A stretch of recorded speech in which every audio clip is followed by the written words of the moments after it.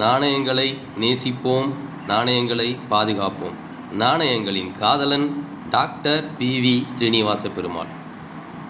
1999ஆம் ஆண்டு republic of China என்ற அடையாளத்துடன் கிரைசாந்திமம் பூவினை கொண்டு வெளியிடப்பட்டுள்ள இந்த ஒரு யுவான் நாணயமானது சைனா அயல்நாட்டு நாணய வகையை சார்ந்தது.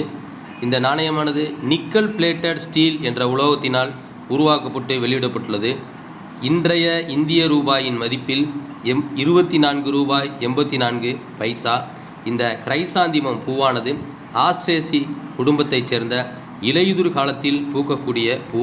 இந்த பூவானது வெள்ளை, மஞ்சள், ஊதா ஆகிய நிறங்களில் பூக்கக்கூடியது. இது பார்ப்பதற்கு மிக அழகாக இருக்கும். பின்பக்கம் திருப்பினால் இது 1 யுவான். 2015இல் இந்த நாணயம் வெளியிடப்பட்டுள்ளது.